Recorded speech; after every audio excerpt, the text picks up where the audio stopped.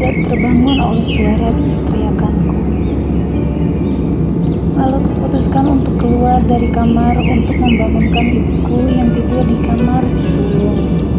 Sambil terus memegangi perutku, aku mencoba berjalan perlahan menuju pintu. Kubuka pintu kamar perlahan agar si kembar tidak terbangun. Ketika baru saja pintu kamar kubuka, wush, tiba-tiba ada angin berhembus entah dari mana datang. Seketika udara menjadi dingin. Kulihat jam dinding ternyata masih jam 2 pagi. Tiba-tiba bulu kuduku mendadak merinding. Baru saja beberapa langkah menuju kamar anak sulungku, tiba-tiba bruk. Astagfirullah, suara apa itu? Seperti ada yang melempar batu besar mengenai pintu rumah. Ibuku sampai terbangun dan keluar dari kamar. Ibuku terkejut ketika melihat aku sudah berdiri di depan pintu. Ibuku langsung menghampiri lalu bertanya, "Kenapa, Rin?" "Itu, Bu, perut Rina sakit sekali. Tadi dengar ada suara nggak?" Ibuku bertanya. "Iya, Rina juga dengar. Ini mau Rina cek keluar biar tahu suara apa itu." Ibu langsung melarangku. "Jangan, Rin, abaikan saja. Terus jangan coba-coba untuk mengintip keluar." Aku hanya nurut kata ibuku, lalu masuk ke dalam kamar dengan dibantu ibuku. Ibuku mulai menggosok perutku dengan minyak angin, lalu mengompres perutku dengan botol yang diisi air hangat. Lalu ibuku bertanya, "Rin, sudah kasih tahu ke suami kalau sekarang lagi sakit?"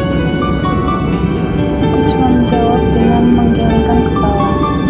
"Ya udah, besok ibu saja yang telepon buat mengabarkan suamimu," kata ibuku. "Sekarang coba tidur, mudah-mudahan sudah berkurang sakitnya. Ibu mau sholat tahajud dulu," kata ibuku. Akhirnya pagi pun menjelang, ibuku sudah sibuk di dapur untuk membuat bubur. Ada rasa tidak enak di dalam hati ini karena aku sudah merepotkan ibuku. Padahal ibuku juga sebetulnya mempunyai riwayat penyakit jantung. Aku hanya bisa berdoa panjangkan umur ibuku karena hanya dia yang sekarang. Bapakku sudah meninggal setelah aku melahirkan anak pertamaku. Aku datang ke kamar dengan membawakan bubur dan teh hangat. Sambil mengobrol, ibuku bilang gak ada rencana pindah rumah. Kayaknya rumah ini banyak efek negatifnya. Hawanya dingin dan lembab, kata ibuku. Ibuku lanjut berkata, terus juga waktu ibu mau ambil wudhu di kamar mandi belakang, ibu lihat ibu memotong ucapannya karena ada telepon dari suamiku. Aku sebenarnya sudah tahu apa yang ibu lihat, cuma aku pura-pura tidak tahu. Setiap ada tamu datang ke rumah untuk menginap, aku nggak pernah cerita tentang rumah ini. Takutnya nanti mereka akan merasa ketakutan. Entahlah apa yang membuatku berani tinggal di rumah ini sendirian bersama 3 orang anak. Rasanya berat kalau untuk pindah dari rumah ini. Aku masuk ke kamar lalu bilang kalau suamiku akan pulang minggu depan. Itu berarti awal Desember baru bisa pulang.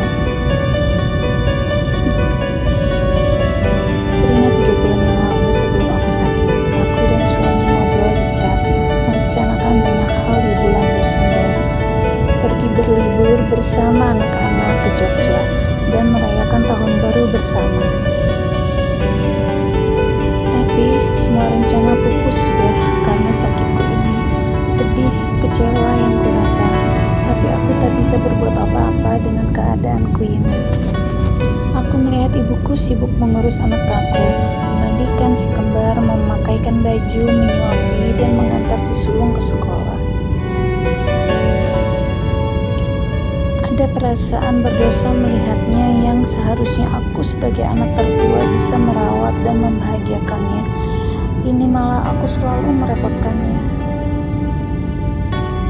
Bu, maafin Rina yang selalu menyusahkanmu ini. Sore harinya, ibuku mendapatkan panggilan video call dari adiknya yang di Tangerang. Katanya ingin melihat kondisiku yang sekarang. Ibuku bilang kemarin ngirim fotoku ke adik ibuku saat aku sedang terbaring sakit di rumah sakit. Ibu minta tolong pamanku untuk melihat dari jauh ada apa sebenarnya denganku. Saat video call bersama pamanku, aku melihat di sebelah pamanku ada seorang laki-laki yang sudah cukup berumur, mungkin seumuran dengan kakekku. Tak lama kemudian, HP-nya ku berikan lagi ke ibuku. Lalu panggilan video call pun dipindahkan melalui sambungan telepon biasa. Entah apa yang mereka obrolkan, terdengar nampak begitu serius.